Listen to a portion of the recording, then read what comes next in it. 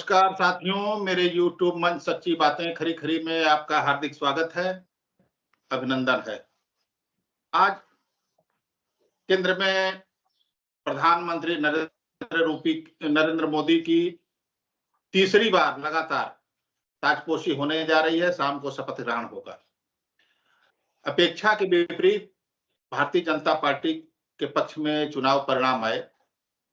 स्पष्ट बहुमत भारतीय जनता पार्टी को नहीं मिला, लिहाजा सरकार भी खिचड़ी ही है या खिचड़ी ही बनेगी। इसमें विपरीत विचारधारा के लोग भी शामिल हो रहे हैं। बाबू नीतीश कुमार जी, चंद्रबाबू नायडू जी, ये लोग सरकार को सहयोग करेंगे या मुश्किल पैदा करेंगे, ये समय बताएगा।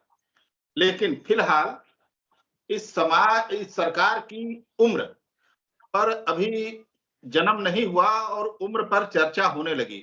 अभी कल आम आदमी पार्टी के संजय सिंह ने सवाल किया कि सरकार 13 दिन की है या 13 महीने की है। हमारे साथ दो मेहमान हैं। बाबू श्रीपति सिंह जी हैं, ये बिहार उद्योग विभाग से रिटायर हुए हैं, ज्वाइंट डायरेक्टर के पद से, और अभी सामाजिक चिंतन करते हैं, शिक्षा के क्षेत्र में काम करते हैं, पर्यावरण के क्षेत्र में काम करते हैं। दूसरे मेहमान हैं बलिराम सिंह जी, ये बागी बलिया के रहने वाले हैं, बेलसरा रोड के। ये सामाजिक चिंतक हैं। दैनिक भास्कर समेत कई बड़े अखबारों में ये दिल्ली में काम कर चुके हैं।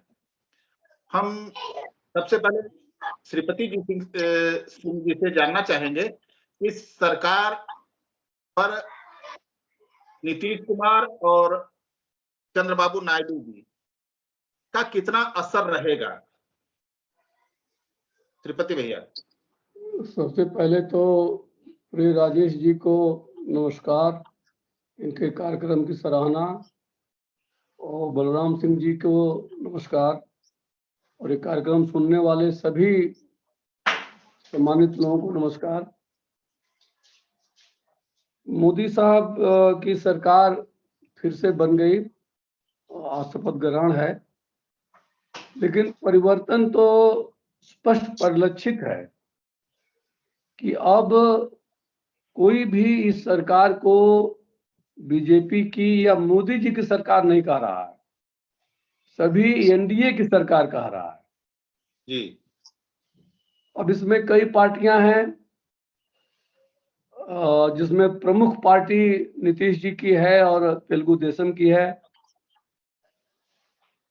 तेलुगु देशम के साथ, चंद्रबाबू नायडू के साथ और नीतीश जी के साथ विगत 3-4 वर्षों में माननीय मोदी जी का किस तरह से संवाद हुआ है, उनका इनके प्रति किस तरह का संवाद हुआ है, अब इसको यहाँ दोहराने की जरूरत नहीं है। लेकिन एनडीए की जब बैठक हुई और उसमें नीतीश कुमार जी ने जो शब्द यूज किए वो बहुत काबिले गौर है। उन्होंने स्पष्ट कहा कि आप सरकार बनाइए, सरकार चलाइए, आप जो करेंगे, जैसा करेंगे, हम मजबूती से आपके साथ हैं। और हम तो कहते हैं संडे को क्या, आज ही आप शपथ ग्रहण कर लीजिए।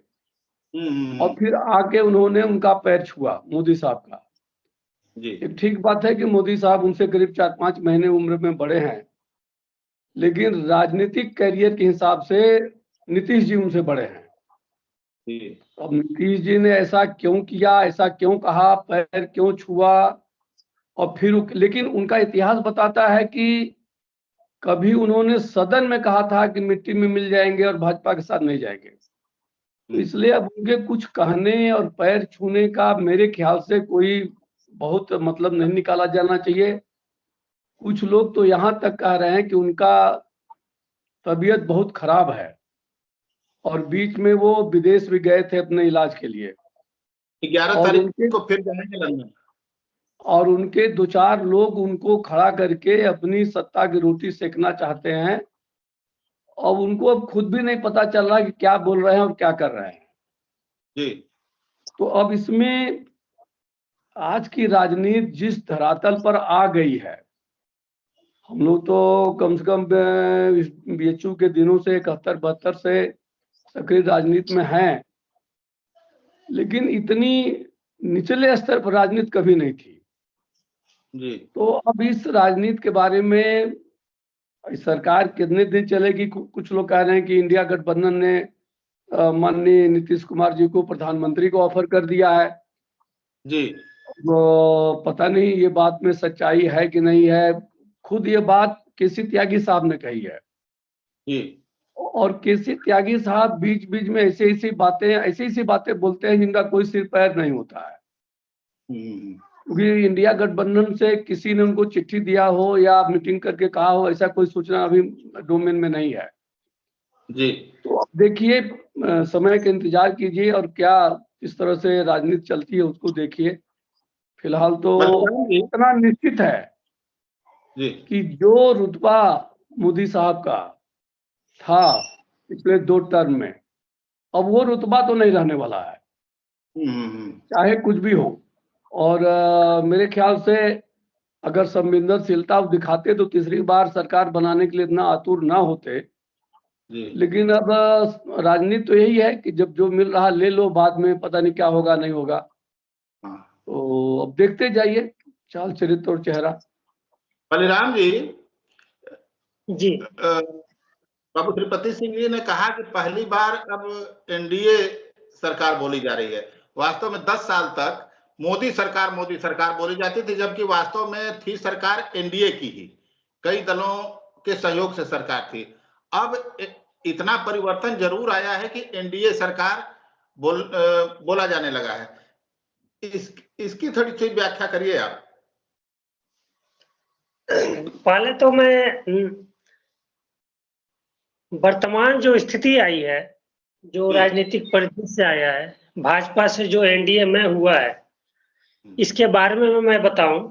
20 दिन पहले मैंने सोशल मीडिया पे एक तथ्य लिखा था। मैंने 4 लाइन में ये लिखा था कि 4 जून की स्थिति वही होगी, सरकार वही बनाएगा जो महाराष्ट्र, बंगाल, कर्नाटक पे जिनका आंकड़ा ऊपर होगा। जी इन 3 राज्यों में इस बार इंडिया गठबंधन ने करिश्माई काम किया है। कर्नाटका में भी इंडिया गठबंधन 10 सीटें जीत गई। हरियाणा में भी इंडिया गठबंधन कांग्रेस 5 सीटों पे जीत गई। राजस्थान में भी भाजपा घट गई। बंगाल में ममता दीदी कुछ और आगे बढ़ी हैं। तो इन तीनों राज्यों के रिजल्ट की वजह से आज भाजपा 303 से घट करके 240 पे आ गई है। वो 240 पे आई है तो भाजपा, प्रधानमंत्री मोदी बीजेपी की बजाय एनडीए की बात करने लगे। हाँ। अपने भाषण में बीजेपी से ज्यादा एनडीए के शब्दों को यूज करने लगे। अब जहां तक सरकार चलने की बात है, सरकार चलने के लिए मोदी जी के कामकाज पे भी डिपेंड करता है और नीतीश कुमार जी के कामकाज पे भी डिपेंड करता है। मोदी जी अगर वाजपेयी जी की तरह से अपने आप को रखें, एनडीए के अन्य घटक दलों को अपने साथ लेकर चलेंगे, तो स्वाभाविक है कि एनडीए गठबंधन ठीक से काम करेगा। लेकिन यहाँ पे अब दूसरी स्थिति ये आती है नीतीश कुमार जी की। नीतीश कुमार जी आज से 20 साल वाले नीतीश कुमार जी नहीं है। मोदी जी नीतीश कुमार जी 2004 के समय पे 20 साल उम्र में कम थे, स्वस्थ थे, बात उनकी वाक्पटुता, गंभीरता झलकती थी। आज 20 साल बाद नीतीश कुमार जी के स्वभाव में बहुत कुछ परिवर्तन हो गया है। लाचारी नजर आ रही है। कब कहां पे वो क्या बोल रहे, मतलब उसकी कल्पना नहीं की जा सकती है। कब कहां पे वो क्या, किस तरीके से अपना हाव भाव प्रकट करें। तो ये इन दो नेताओं के कामकाज पे डिपेंड करेगा कि आने वाले टाइम पे एनडीए की नई जो सरकार गठित होने जा रही है आज, उसका वो कितने दिनों तक चलेगी। जी श्रीपति भैया, इस समय मंच पर जैसे कल जब संसदीय दल के नेता का प्रस्ताव हुआ था, तो मंच पर जो लोग बैठे थे उनकी बड़ी चर्चा हुई कि इतने लोग, उसमें एक जाति भी गिना जाने लगा कि नहीं, इसमें इस जात के ये लोग इतने बैठे हैं, उस जात के वो लोग उतने बैठे हैं। तो ये क्या मोदी जी इस बार एकदम से बदले रहेंगे? पहले वाले मोदी जी नहीं दिखाई दे रहे हैं। अभी भी आगे इनका क्या रुख रहेगा कि जैसे इनका सीए का मुद्दा है या और जो मुद्दे हैं, जैसे मुस्लिम आरक्षण का मुद्दा है, ये कैसे तालमेल बैठा पाएंगे? जाति जनगणना है। ये राजेश जी और दूसरे हमारे साथी, आप लोग बलिराम जी। पत्रकारिता से जुड़े हुए रहे हैं, लंबे समय से जुड़े रहे हैं। भारत की आत्मा, भारत के संविधान है, शासन की आत्मा। मोदी जी और भाजपा ने बहुत कोशिश की कि संविधान को मार दिया जाए और नए तरह से भारत को फिर पुराने परंपरा में, जो राजशाही परंपरा थी, जो शुरुआती आरएसएस की मांग थी स्वतंत्रता के आंदोलन के समय चतुष्वर्णी वर्ण व्यवस्था की, उस रास्ते पर ले जाने की उन्होंने कोशिश की। सेंगोल की स्थापना नए संसद भवन में, राष्ट्रपति को नहीं बुलाया जाना दलित होने के चलते, राम मंदिर वाले उद्घाटन में दलित के चलते राष्ट्रपति को न बुलाया जाना, लेकिन वही दलित राष्ट्रपति, SC/ST राष्ट्रपति खीर खिला रही हैं और मोदी साहब को, जो कि अभी आज तक किसी राष्ट्रपति ने किसी प्रधानमंत्री, उठ भी प्रधानमंत्री को खीर नहीं खिलाया। लेकिन इस चुनाव परिणामों ने, आप देखिए कि मायावती जी दलित राजनीति करते करते एकदम शून्य पर चली गई, क्योंकि एक जो आह्वान हुआ कि संविधान बचाओ, संविधान बचेगा तो सब कोई बचेगा और संविधान नहीं बचेगा तो कोई नहीं बचेगा। और उसका परिणाम देखिए राजेश जी कि चाहे उत्तर प्रदेश हो, चाहे खुद भारत सरकार का संसद हो, आंकड़े आप लोगों के पास है, हमको बताने की जरूरत नहीं है कि तथाकथित ओबीसी की और दलितों की तो निश्चित संख्या है, लेकिन ओबीसी की संख्या बढ़ी है, यूपी में भी बढ़ी है और पार्लियामेंट में भी बढ़ी है। और खुद अयोध्या से देखिए, आश्चर्य देखिए कि राम के हाथों शंभू का वध करवाया गया था और उसी अयोध्या से जो महाशय जीते हैं सपा के, वो पासी समुदाय के हैं। कितना बड़ा परिवर्तन है इस देश में, संविधान का कितना बड़ा असर है। और जो आप कह रहे हैं मंच पर बैठाया गया, और जब नीतीश जी आए तो मोदी साहब खड़े हो गए, बगल में बैठे हुए नड्डा साहब या शाह साहब नहीं खड़े हुए, मोदी साहब खड़े हो गए, उनका हाथ पकड़ लिए, तब इन्होंने उनको पैर छूने का एक नाटक किया। तो ये संविधान का ही असर है कि इनमें लोगों को मंच पर जगह मिल रही है। जब शुरू में आरक्षण वाली बात चली थी और चरण सिंह आरक्षण के पक्ष में हो गए, तो हम लोग उसमें बहुत युवा होते थे, तो जहां कहीं जाते थे बहुत बोलते थे। तो हमारे एरिया के बहुत जबरदस्त एक जनसंघी जगनारायण सिंह, क्या तो नाम था, उधर चकिया की तरफ के थे, जगनारायण सिंह, उन्होंने एक बात कह दी उस शादी में हमसे कि बाबू तुम्हारा नाम तो हम नहीं जानते, लेकिन तुम ये बात सही कह रहे हो कि चौधरी चरण सिंह ने हम लोगों की जनसंघ में भी इज्जत बढ़ा दी ओबीसी की बात करके। तो अब ये जो लड़ाई है राजेश जी, जो सो कॉल जो 85% कहा जा रहा है, अब ये लड़ाई रुकने वाली नहीं है, मोदी जी चाहें या न चाहें, अब ये लड़ाई आगे चलेगी, क्योंकि इस बार इस लड़ाई ने अपना असर दिखा दिया है, जिसको कि शाह साहब और मोदी साहब गला फाड़ फाड़ के कांग्रेस मुक्त कांग्रेस मुक्त कांग्रेस मुक्त कहते थे। आज वो लड़का, ये बात सही है, कांग्रेस ने सबसे पहले कालकर समिति बनाई आरक्षण के लिए, लेकिन वो जमीन पर लागू नहीं हुआ। लेकिन आज वो लड़का जो है पढ़ा लिखा आदमी, कांग्रेस को आमूल चूल परिवर्तन करके जाति जनगणना और आरक्षण की बात कर रहा है, और इसको कुछ लोगों ने पसंद भी किया है, हालांकि बहुत से लोगों को अभी भी आशंका है, पसंद नहीं किया है। और आप ये मानेंगे कि धार्मिक आधार पर कट्टरता जितनी सो कॉल्ड उच्च जातियों में है, उससे ज्यादा कई सो कॉल्ड ओबीसी जातियों में है। लेकिन धीरे धीरे वो सबको समझ में बात आ रही है, इसलिए मंच पर अब और ज्यादा अनुप्रिया पटेल आएंगी और ज्यादा और लोग आएंगे। आप आगे आगे देखते जाइए, समय की धारा को कोई रोक नहीं सकता, चाहे मोदी जी हो चाहे कोई हो। बलिराम जी जी सर बोल रहे हैं 85-15 की लड़ाई और तेज होगी। जी तो ये 85-15 की लड़ाई में जो 85% है, इसका नेतृत्व कौन सी कौम करेगी? क्या इसका संकेत मिल गया है इस चुनाव से कि जहां जहां कुर्मी बाहुल्य संसदीय सीटें हैं वहां पर बीजेपी का सुपड़ा साफ हो गया है? मिर्जापुर बच गया, यहाँ पे प्रिया पटेल थी।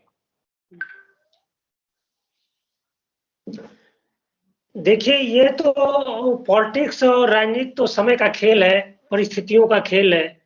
कब कौन कहां से आ जाए ये समय पे डिपेंड करता है।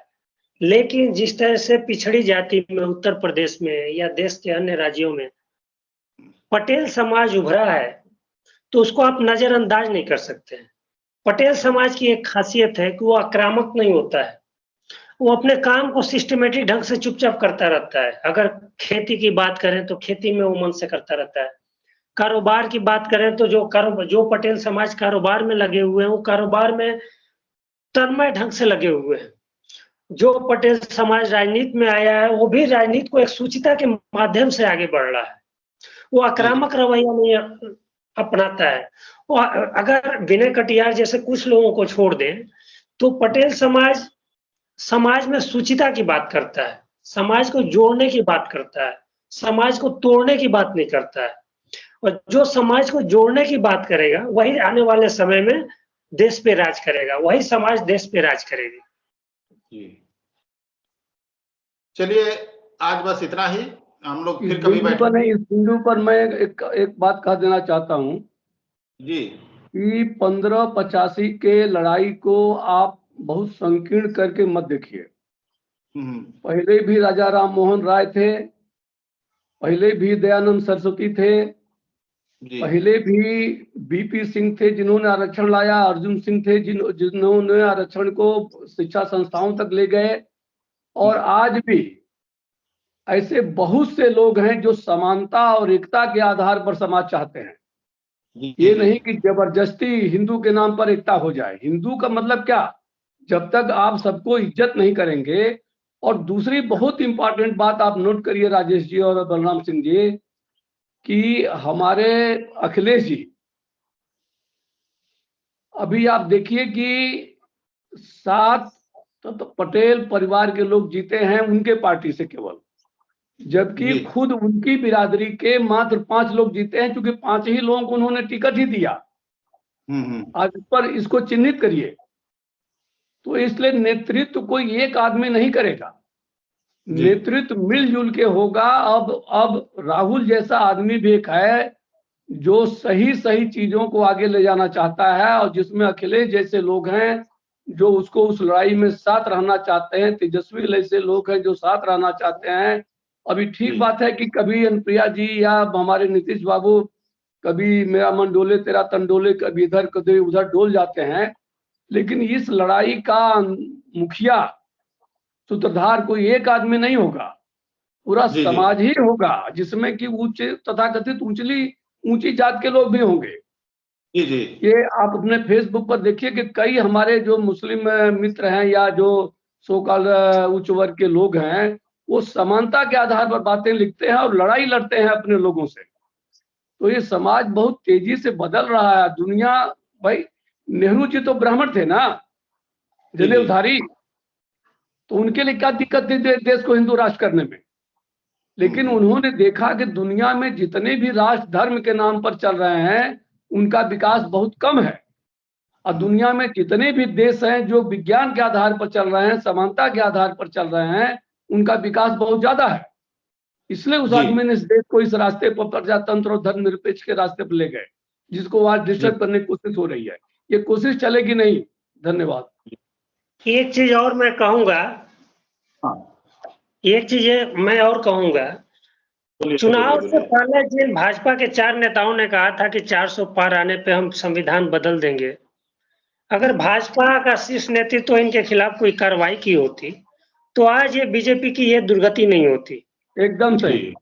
आज देवरिया से भाजपा के जो विधायक हैं जयप्रकाश निषाद, चूंकि जयप्रकाश निषाद पुराने हैं, बुजुर्ग हैं, भाजपा के वरिष्ठ नेता हैं और ओबीसी समाज से आते हैं।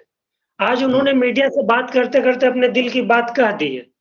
उन्होंने कहा है कि अगर लल्लू सिंह ये बात नहीं कहे होते कि अगर 400 पार हम आएंगे तो संविधान बदल देंगे, तो आज हमारी ये दुर्गति नहीं होती। जी,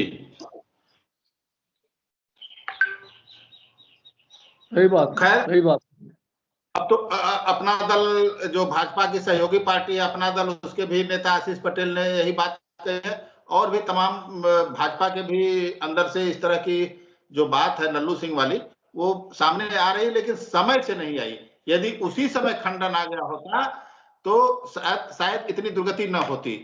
नहीं, लेकिन उसमें ये है, भाजपा ने खंडन तो किया, प्रधानमंत्री अंत तक कहते रहे कि संविधान से आरक्षण से खत्म नहीं होगा, मेरे जीते जी आरक्षण से खिलवाड़ नहीं होगा, लेकिन वो आरक्षण का मुद्दा मुस्लिम समाज की तरफ घुमाने लगे।